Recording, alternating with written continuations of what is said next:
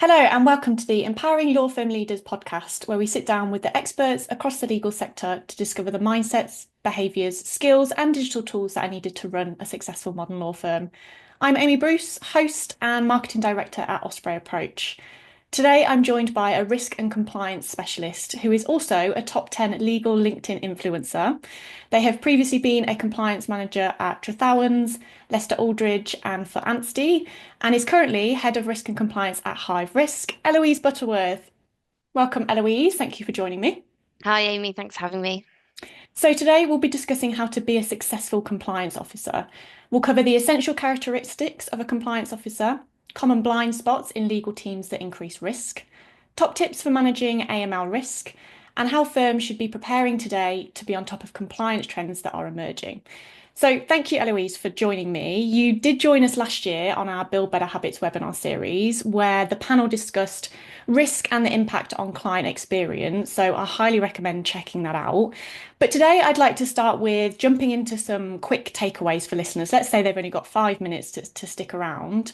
What are the top three things you wish that everyone in a law firm knew about compliance and risk management?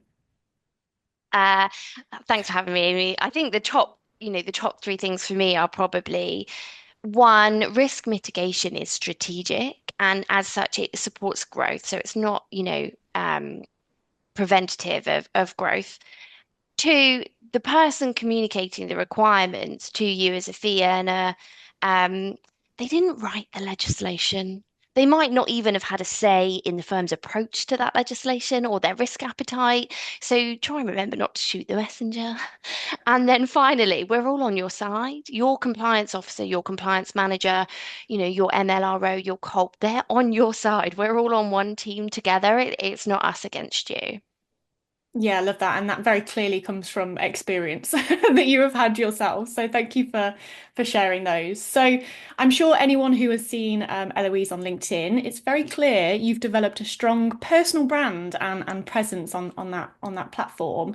How has showing up authentically helped you lead more effectively in your roles and get you to where you are today? I think being able to utilize LinkedIn to build a personal brand and a presence within the risk and compliance community it's expanded my technical knowledge. There's so much to be learned from others on the platform, but it's also really assisted in my understanding of people. And at the end of the day, that's what compliance is about. Compliance is about people. It's not about rules. It's not about regulations. It's not about the SRA. It's about people.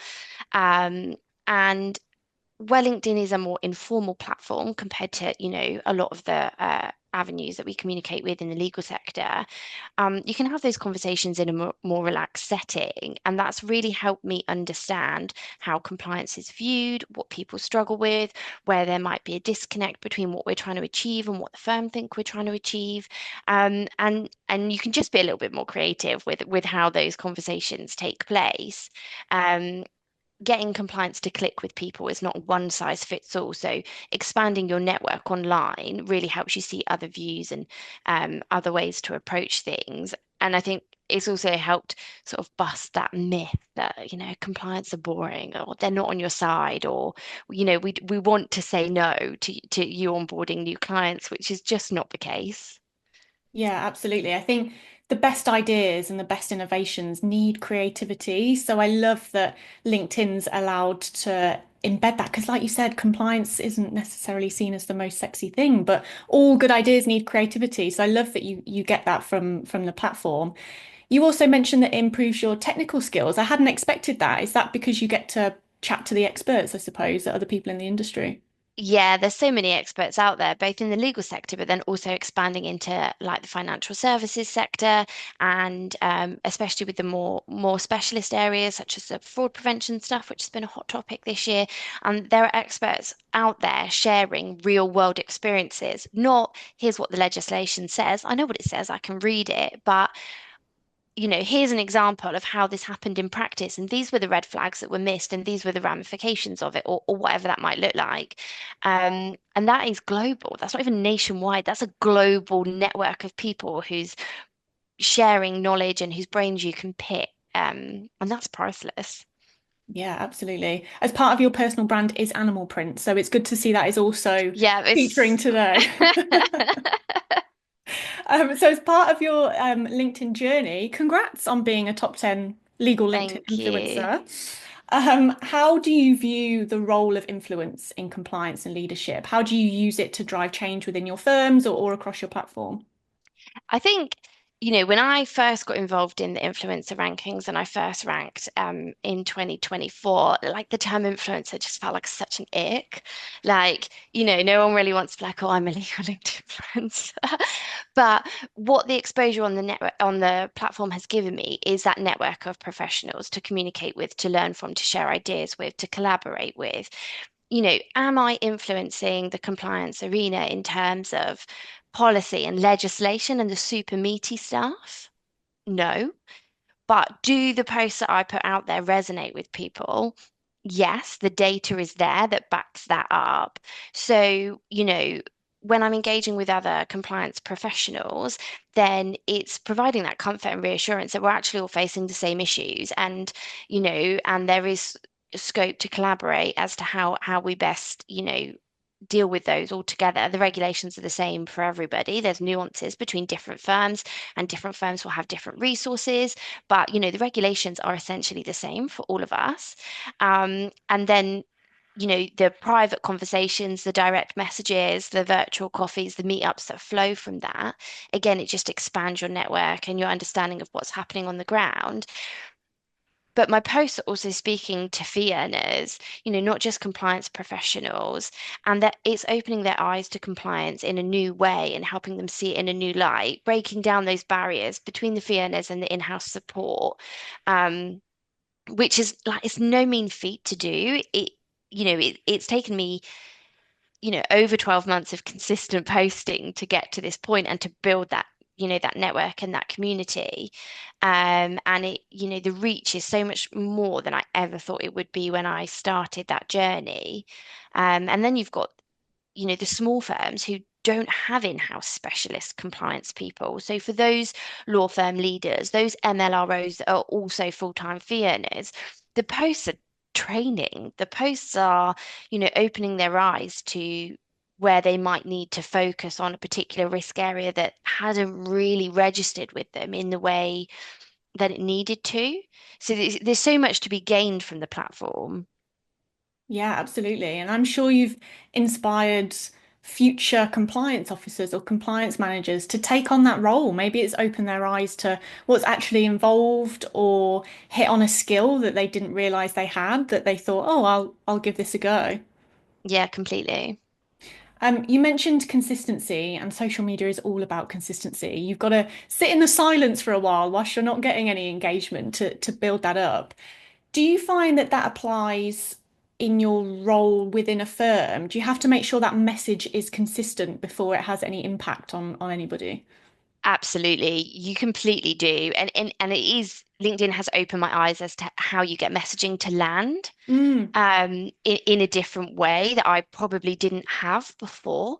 But when you're building those relationships internally, it's that constant, that drip, drip, drip, the same message, but maybe a different approach, a different delivery. And as you say, you've got to sit in that silence. You might get nothing back, but you need to go again because mhm. your job is to build that relationship. And for you to be successful in your role as a compliance officer, that collaboration, that trust has to be there, and you've got to build it. And it takes time. Yeah, absolutely. You mentioned there you've found new ways to communicate. Do you mind just sharing some of those? I mean, from my experience, I've got a feeling that, and from seeing your post, that that might be adding a bit of a personal touch to it, perhaps. Absolutely, adding that personal touch, taking the stuffiness away from it, and in some cases the seriousness of the message in that first landing. Yes, it's serious what we're talking about here. Yes, the ramifications of getting it wrong are big and scary, but that's not necessarily where you're going to want to open from. And what really hit me was when someone said to me that, in a previous role, oh, that post, that really made it click for me. And I was thinking, well, you've read the AML manual that I wrote, and you've sat in my annual AML training, but now you're telling me that post I wrote on the train on the way into work, that's what made it click. And that's what made me realize actually, yes, they're big messages, but breaking them down into something small and pithy and relatable is where they're going to land. And then you can build on that. Mm. Yeah, 100%. It's all about that context, isn't it? It's all about how does that relate to me personally?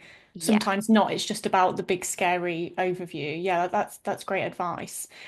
Can you walk us through a typical day as a compliance manager? What might surprise people in your role? What is it that you get up to every day? I think, you know, what I personally love about compliance is you never know what's going to land on your desk. And that might scare the living daylights out of some people, but do you know, I'm all here for the adrenaline hit, to be perfectly honest. I secretly love it. I might moan about it in a post every now and then, but that is what I love about my job. I start with a plan. We all start with a plan. Plan goes out the window pretty early on because you're juggling that proactive and reactive element of the day job, and depending on what size firm you're in, whether you're new to the role or more experienced, who's come before you, that is really going to dictate what takes precedence, the proactive or the reactive element. And I think a lot of people wrongly assume that compliance is AML and AML is ID. So what I do all day is just talk about ID. Totally not the case. It's so much more broad than that. For a start, compliance isn't just AML and economic crime. It's so much broader than that. And I think when I've posted about that on LinkedIn, about the sheer volume of things that come across your desk as a compliance manager, people are actually really shocked. But it's basically everything that no one wants to touch. But if it gets done wrong, then there's going to be big, scary ramifications. That's the sort of thing that lands on our desk. Something that will make the regulator unhappy, something that might lead to a fine, something that's going to cause a problem with insurance. They're all the sorts of things that land on our desk. And often they land on our desk because someone needs a decision that Mm. people don't really want to make, a decision that again could have serious ramifications if it's wrong. And often what we're tasked with is making the best possible decision we can with the information available to us at that time, and then making sure that we've documented it accordingly should that ever get called into question. Yeah, absolutely. Yeah, I guess a lot of your day to day is making decisions. I guess that's where you largely sit. I don't work in law. My background isn't in law, but even I know that compliance is about evidencing things. So I'm sure you make a lot of decisions and then spend a lot of time um, documenting those, I suppose. You mentioned that compliance is strategic. I guess that touches on the proactive element of the compliance. Where does that sit in your day to day?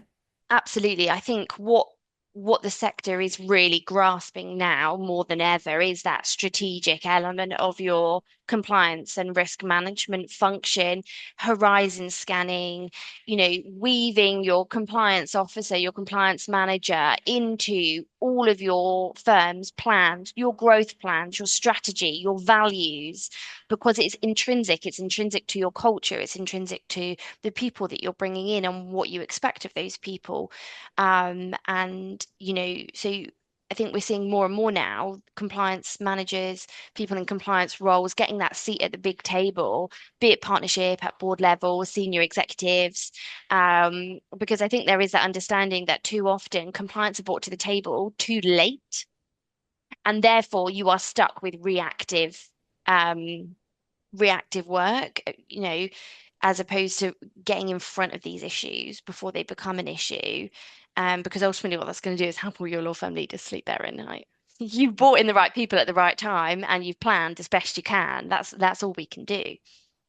Yeah, absolutely. We interviewed Amy Bell. I'm sure everyone listening will know Amy Bell from Teal Compliance, and her episode was really about why compliance programs often fail. Yeah. And a lot of the behind the scenes of that is that it's not embedded in the culture, of which you just mentioned. That's a key part of that strategic element. Yeah, completely. And I think, that's where the sector benefits. People like Amy, they've seen it, they've been there, they've done it, they've lived through it, they've unpicked it. And by us all being able to share those examples now, be it via podcast, LinkedIn, newsletters, the world can communicate so much easier than it used to be able to. There's no need for other firms to make those same mistakes. Hmm. And I guess. One of the key things we hear from fee earners when it comes to the additional things outside of billable work is that there just isn't enough time. There isn't enough time for training. There isn't enough time to utilize tech. I guess the compliance and risk managers' job is to spend that time looking at things that have gone wrong in other places and doing that research to then inform the firm. Is that part of the strategic role as well?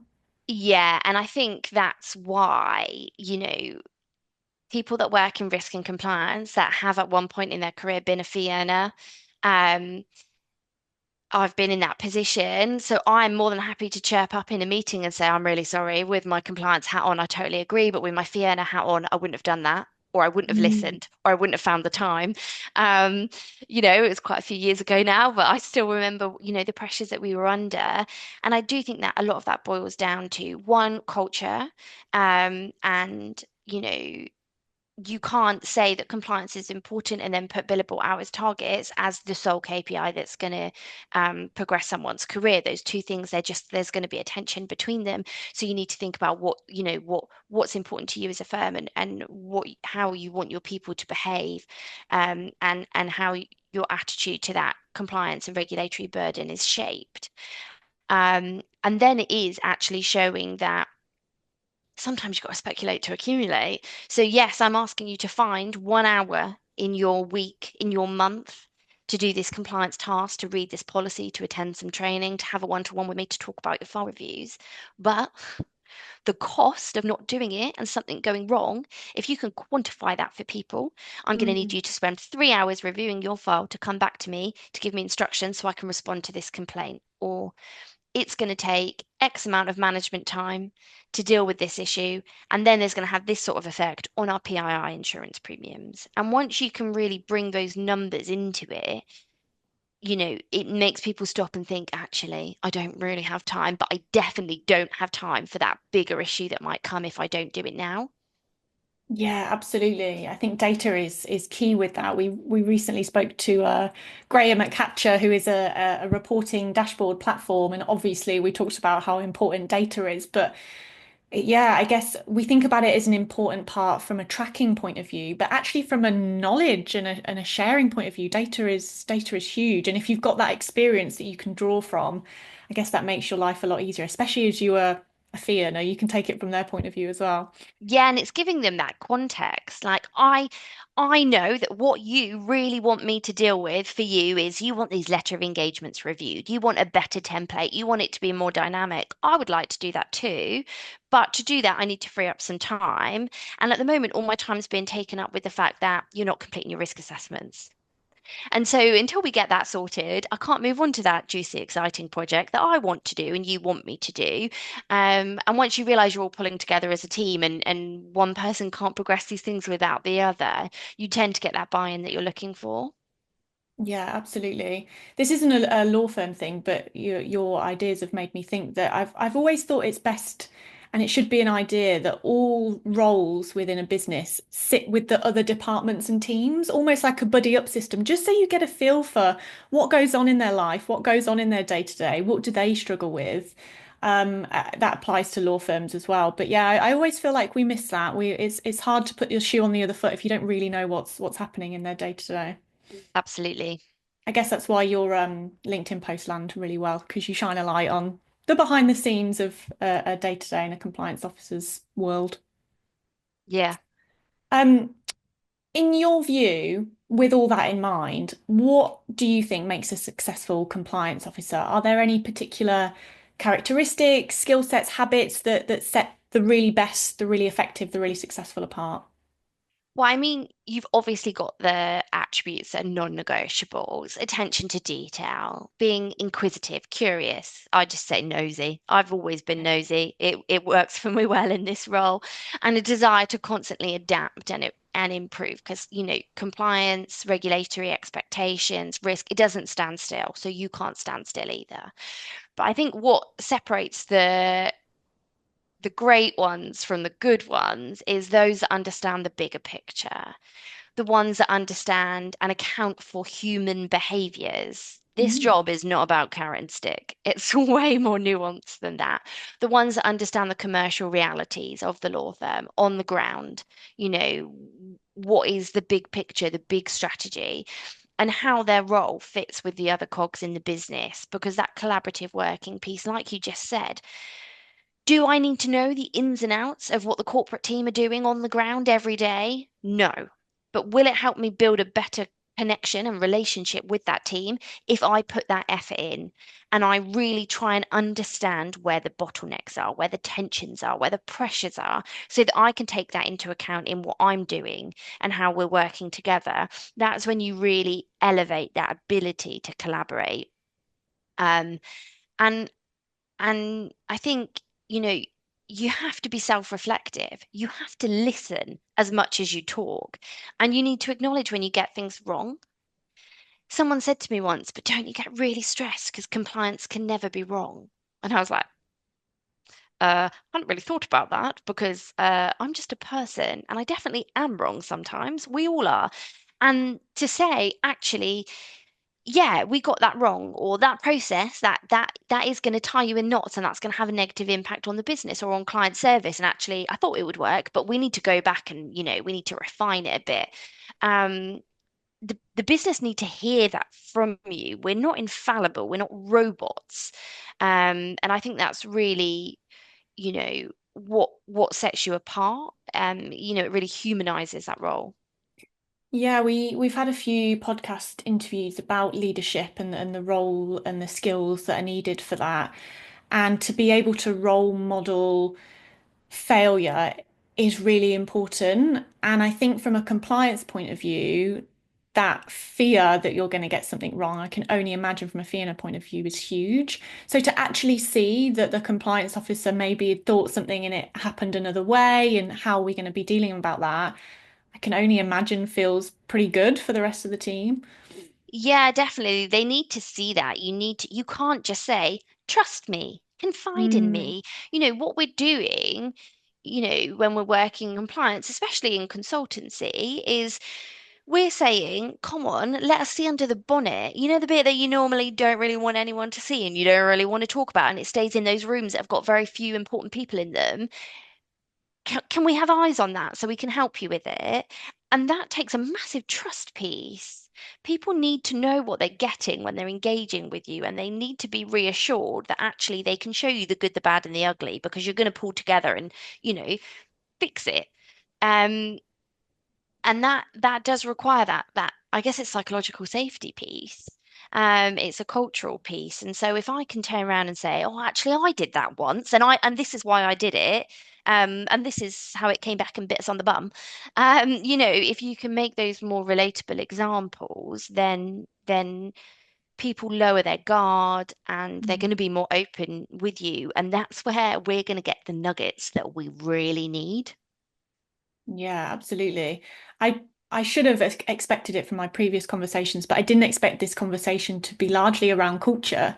Everything you're sort of saying about what makes things successful and effective is always tying back to culture. Like you said, it's a people process, it's a people department. I hadn't expected that.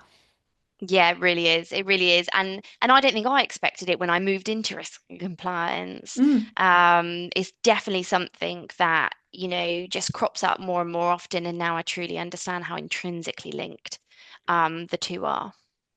You said that to be the best and what sets the best from the good is to have that commercial mindset to be able to see the bigger picture. How did you develop that coming from a fear and a position? How do you feel you managed to see the bigger picture to get to where you are today? Yeah, it's an interesting skill actually, because it's not necessarily something you're taught or I ever felt Mm. like I was taught. So like a lot of my legal career, sort of learned as I went, trial and error. But I was obviously aware of the financial pressures I was under as a fee earner and what my priorities were when I was a fee earner. So I had that in the back of my mind when I'm then developing processes that require fee earners to take certain steps, or do certain things, which it is non-recoverable time. Um, but in the larger, like overall law firm context, you really have to have different hats that you can switch between. the purpose of your job in risk and compliance is not to eliminate risk. You're never going to do that. Different firms have different risk appetites.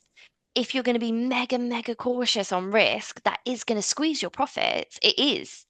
And that's fine if that's your strategy, but you need to understand how one impacts the other. And really, it's making sure that you're in those conversations and you're in the rooms where those knock-on conversations are happening. Mm. Um, and again, I mean, I was fortunate enough in some of my previous roles to have the relationship with the partners and the equity partners, specifically in the board, to sit down and be like, can you explain this to me? Can you help me understand why this is such a bugbear for this partner or this team? And if it's about the numbers, can you show me what they look like? um, so that I can understand the gravity of these issues and then see whether I can justify why I think that that's okay or why I need to go back to the drawing board and work out, okay, so we can't sit here financially. That impact is too much. We want to be here, but how do we get here? Yeah, it goes back to that data piece, doesn't it? I think it's so important for law firm leaders to be pretty open with their data and what that means. I'm sort of thinking of people who want to make the same move as you, maybe go from fee earner to compliance manager. If they don't have access or visibility of what that data means, where are you financially, what impact in that, they're never going to be able to build that skill or know that that's something that they're impacting. Yeah. If you are only giving them the resources to operate in silo, they will only operate in silo. And if your risk and compliance Mm. function operates in silo, it's not going to be as effective or successful as it could or should be. And then everyone loses. Not just, Yeah. everyone loses in that situation. Yeah, that's really interesting. The only way you're going to be able to have empathy or impact on other people is that visibility and that connection. Completely. Yeah, interesting. Hadn't made that connection before. Um, from your perspective, what are some of the common behaviors or blind spots that you see in legal teams that increase risk? What are you seeing that happens on the regular? I think, I mean, it's hard in risk and compliance to boil it down. There's so much going on all of the time. But I think the three for me in 2025 is ethics. The training in this area is lacking. There's been a significant attitude shift, erosion, when it comes to what amounts to unethical conduct. Mm. We've had lawyers and the profession has really taken a hit in the press this year and in the last few years, and rightly so. We've come off the back of the Axiom Inc scandal, the Post Office Horizon scandal. It doesn't make for good reading. And I think, ethics, ethical conduct, that's a real issue for the whole sector and one which the sector cannot afford to not address. And it is going to need to be addressed top down and bottom up. So, yes, I think there is a lot coming from the LSB, from the SRA on this, but I wouldn't suggest you wait for that to come out. I suggest you start looking at what's going on in your firm and what that baseline knowledge really is when it comes to unethical conduct, because I think it might surprise you and it will show you where you need to be diverting some attention and some resource. Because again, that's not something you want to be dealing with on a reactive basis. You want to be getting ahead of something before it might happen, before someone slips up. So I think that's a biggie. From an AML perspective, being able to properly assess risk. The regs have been in place for a long time now. We really should have it nailed. It's quite clear from the sheer volume of SRA fines that it's not nailed in a lot of firms, and that needs to change. That needs to be addressed. And again, there's a lot of work to be done there. A lot of work has been done, but we are still seeing those fines, and more often than not, it's for missing or inadequate client matter risk assessments. And then finally, which kind of ties in, to some extent with what we've already talked about, tech. If Mm. you aren't utilizing tech, you're going to fall behind. You're going to fall behind in the market. You're going to fall behind your competitors. But the flip side of that is if you are utilizing tech, but without the right knowledge and risk frameworks in place, you're going to be exposed. So it's a really careful balance to strike. And it's a new skill set for a lot of firms, especially smaller firms, and especially for compliance professionals. dealing with projects and dealing with tech was not something I'd ever done as a fee earner. Yet when I moved into risk and compliance, it almost, you know, fell firmly within my role. And all of a sudden I was thinking, oh, I'm not really sure about this. And that's been a really steep learning curve, for me, and it will be for others. So I think that's a big, that's a big one to keep an eye out for and a blind spot to address. Yeah, key blind spots you just mentioned were ethics, AML risk, and tech.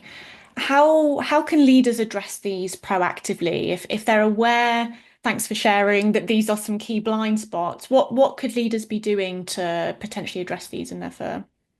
I think on the ethics point, you really want to get in the weeds. You want to get in front of your people and find out what they know about the standards and regulations, about the fit and proper purpose test, about the code of conduct, and really drill into scenarios in a safe space. So if I told you this, do you think this is like massively not okay, a bit dodgy, but it's a grey area, or yep, you're fine to do that? Really find out on the ground what that looks like, and what the knowledge or the knowledge gap is in your firm, and then set about tackling it with a training program that's practical, that's um, going to be delivered in a safe setting. I don't mean like a video. I mean like speak to your people, talk them through, start looking at these SDT decisions that come out and take away the learning points from them and formulate them into something that you can relay to your firm, because nothing is more effective in a training setting than saying this happened. Not Hmm. this might happen, this happened. Even better, this happened in this firm, or this happened in one of our close competitors' firms. Not to point fingers, not to judge, but to say if it happened to them, it could happen to us. And I think it's just being open about that risk. When it comes to risk assessments, I mean, it's a drum we've been banging for a long time. If what you're doing isn't working, you need to go back to the drawing board. Because if you just keep doing the same thing and your file audits, your Reg 21 audit, your, visit from people like me are saying it's not working. You've got, there's a problem here. They're not being completed or they're not picking up on the risks. You can't keep doing the same thing. You need to pivot. You need to adjust. You need to try and go that one step further and do the gap analysis as to why it's not working and therefore how you're going to close that gap. Because you can't just keep doing the same thing and expecting a different outcome if, again, the data, we're back at data, if the data is showing you that it doesn't work. And the answer to that might be tech, that final point, but it might not be. With tech, I think, you know, you want to be looking at what problems you would like tech to fix or what efficiencies you would like tech to drive. So you need to start with what you're trying to address, not, oh, that looks like a shiny tech product that's got lots of glitter and gadgets, but do you actually need it? Is it actually going to bring any tangible benefit to your people, your bottom line, your headcount, whatever it might be that you're trying to address? So I think it's just taking it all back to like practicality. Yeah, that's a great set of practical next steps for leaders looking to address those blind spots. I mean, going back to the doing the same thing and expecting different results, isn't that the classic sign of insanity? So if that's not a Yeah. reason to go change, then I don't know what is. And just touching back on the ethics, you said about getting into the weeds, asking the questions. What would you recommend is the best way to do that? Is that a one-on-one thing?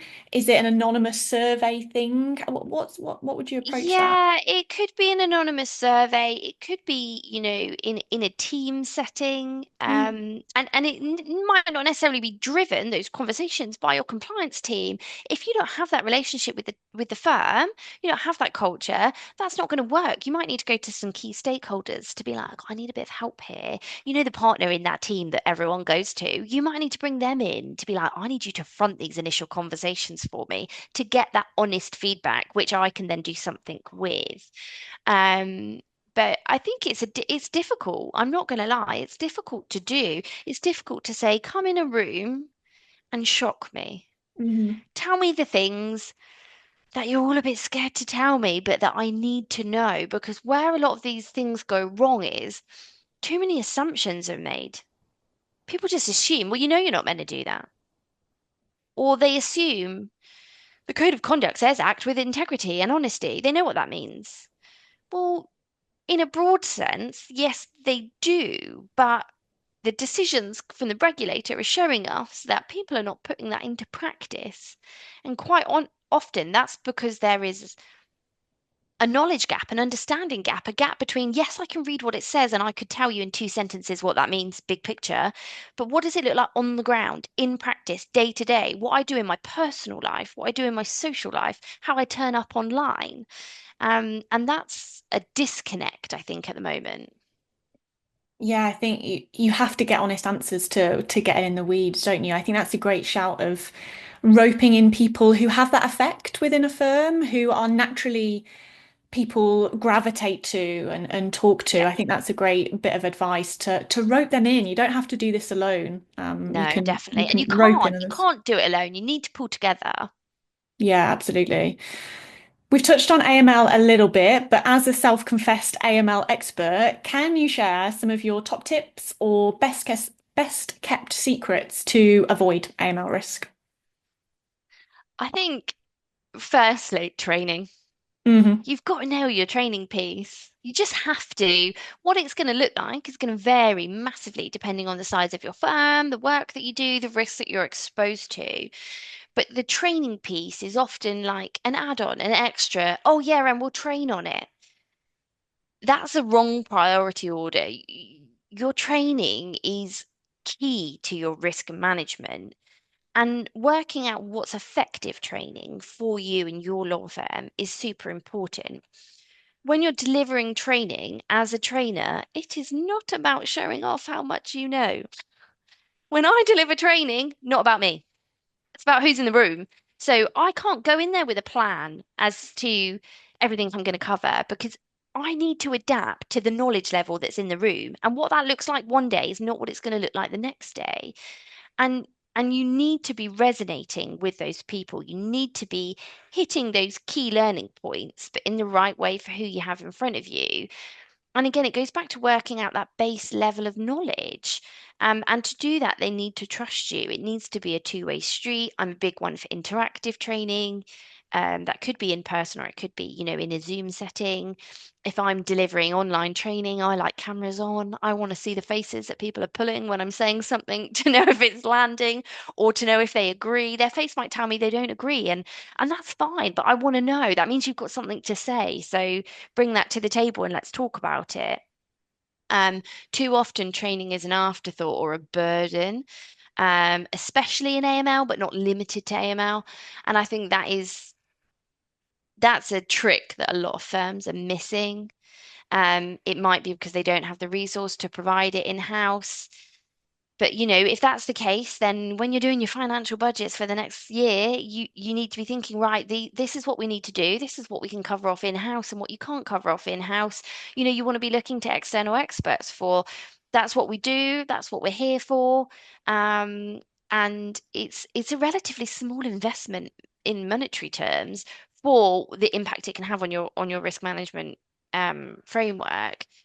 Um, so I think that would be my key one, but sort of following on quite neatly from that is adequately resourcing your firm when it comes to risk mitigation. Now, that's not me saying give risk a bigger budget. I mean, do if you've got it, but again, what does that look like for you and your law firm? You might have an internal compliance person. You might be lucky enough to have a whole team. You might do your onboarding from a centralized team, or you might not have any of those and you utilize external consultants like Hive as and when the need arises. Now, it's going to be hugely firm specific, risk specific. But again, you need to think about it strategically. You need to be planning ahead as to what you need. Maybe historically you have relied on external consultants, but you're planning on branching out into a new service area that's high risk. So, does that previous strategy continue to work for you, or do you now need to look to bring somebody in-house?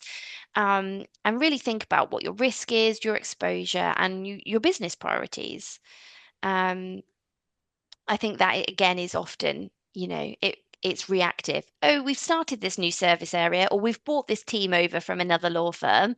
But actually our processes and our policies and our controls don't work for them or don't mitigate the risk in a way that we're happy with. And then you're a little bit on the back foot because they're already there. And then, we see that. We see that quite often. Um, and then finally, I think stop thinking that money laundering doesn't happen on your doorstep, in your community, where your clients are, to firms like yours, because newsflash, it does. And I think ignorance, not an effective risk management strategy. And unfortunately, to properly grapple with these risks, you need to acknowledge that the risk is real.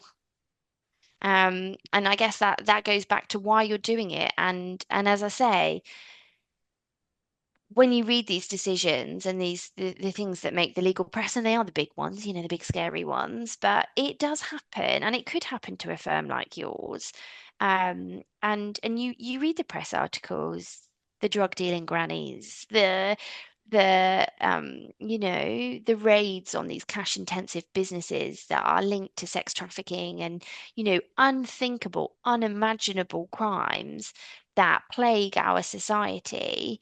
And we're not here to stop that. We're not law enforcement, but we do have a role to play in ensuring that that's not facilitated through law firms. And I think, some firms and some leaders still need to make that connect. Yeah, I think if anyone takes anything away, ignorance is not bliss when it comes to No. compliance. Definitely not. Okay, so we've touched on training there, we touched on ignorance is not bliss, and we touched on, remind me, what was your second point? Resourcing. Resourcing, of course. We spoke to Kate at High Risk. We interviewed her previously, and that was a key thing for her. She said to grow High Risk, she used fractional support when it came to finance or marketing or technology. And that gave her the boost because she didn't have the ability to hire someone full time, but she got the experts as fractional support. So I think that's a really key message that could be really beneficial. You don't just have to wait to hire somebody in-house. Absolutely, because you don't know what you don't know. So a half day with a consultant to thrash out some issues is going to give you focus, it's going to give you direction, it's going to open your eyes and clear the way for what you need to do. Yeah, absolutely. And just touching back on your training point, I mean, you don't need to talk to me about training from a tech point of view. That is always put on the back burner. And we know the benefits that taking an hour training can have on really utilizing the platform. But do you feel like sometimes training is an afterthought because law firm leaders believe they'll have already had it and they know it, they know their stuff, so it doesn't matter? Is that a reason why? Yeah, and I think also the quality of the training. If you're rolling out the Mm, same training video that's just had some generic, the LTAG was updated in April 2025, update put on it, it's going to feel like Groundhog Day for your fee earners. They're not going mm. to feel that they're going to get any value from it. So why are they going to give up their time? You're telling them by doing that it's not that important. you know, you're setting that scene, and that's not true. Whereas if I'm saying, I've devised bespoke training for you in commercial property this year, it's not what we did last year. I'm not going to spend 30 minutes talking about unregulated work because you don't do any of that. This is for you, then you're already going to have that degree of buy-in that you wouldn't have had if this is a 2-hour training session, but for 40 minutes of it, you can just close your ears and go on your phone and do your emails. And I think that's probably where law firms go wrong. They just try and do a one size fits all, roll it out because they've got to. Have you provided AML training in the last year? Tick. Really need Mm. to add effective into that sentence. And then it gets put on the back burner. Yeah, great shout. We talked about tech a few points earlier. What impact is tech on on compliance? What impact is that having, and how can firms use it to their advantage? You gave the advice of not taking something shiny and starting with the problems, but what impact is that having? I think, tech is without doubt changing the game. I mean, everywhere, but in legal specifically. And the developments in the last few years have been vast. And there's a lot to keep on top of. But we're now seeing such real innovation when it comes to the reg tech sector. And that is undoubtedly going to help manage compliance risks more efficiently moving forward with greater oversight. Um, but obviously, that does come with a time and financial commitment to get tech installed and up and running. And a lot of firms are still getting that tech integration side of things wrong. Again, if you are trying to implement tech and you don't have the right people internally to project manage that tech selection, and then tech integration, then that fractional support is going to be a massively worthwhile investment for you because it's a big investment. You can't afford to get it wrong. You can't do it twice. A lot of firms don't have that luxury. So you do want to be putting the team together that is going to ensure that your tech lands as you intend. And then yeah, really think about the issues you're trying to address, the problems, the tensions, because obviously there's a lot out there and it's exciting. And most firms aren't in the luxurious position of being able to have it all. So you've got to pick what you really want. I think in the AML space, we're so fortunate with the reg tech companies that are out there and their investment, their true investment in the sector and getting to know us. And really, I think I've said before, those guys are an extension of our risk and compliance community. They're not separate. They are one of us. They're in the trenches with us from a different perspective, but that is what is really propelling the tech side of things forward, their understanding of the issues that we face and their innovation. And I think the landscape over the next 5 years is just going to be unrecognizable when it comes to tech. Yeah, absolutely. That's a great point that actually often behind a lot of tech, at least the best tech, you've got experts who are on the ground, who are doing the learning, whether that's from a compliance risk point of view, whether that's from an accounts billing point of view, or even just a practice management fee earner point of view. The best tech always has those experts in house. So I think that's a great shout and to lean on them and take advice from those suppliers. Absolutely, it's a two-way street. They're phoning us saying, "Oh, we're developing this, but like, what do you think about this? And what do you think about this?" And having those relationships where I can literally be like, "Don't really see the point in that," and Hmm. they're like, "Fair dues.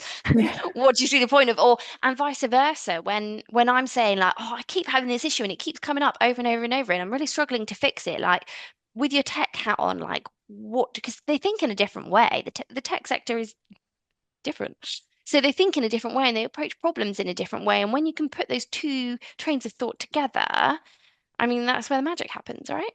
Absolutely. I was going to say magic. Yeah, that's exactly where the magic happens.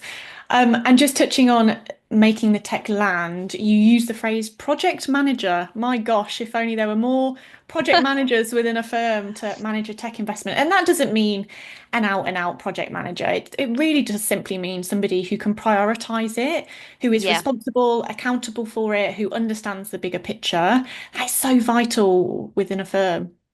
it really is. And I'm sympathetic. I come at that from the perspective of I have project managed a tech implementation and without the right skills. And we got there, but I definitely learned a lot along the way. There are things I wouldn't do the same again. And it really opened my eyes to, oh, actually, there's a gap in my skill set here that I picked up during the process. It would have been more helpful if I picked up before the process so that I could bring in some support or I could adapt to make sure that that project ran as smoothly as possible. So yeah, I do understand that not all firms have a change in innovation team or bespoke project managers, but properly scoping out what that project's going to look like, who's going to need to be involved, what the phases are, what the timescales are, who's going to drive it. You know, that's all project management, whether project manager is in your job title or not. And I think sometimes it's easy to be like, woohoo, I've got the budget sign off.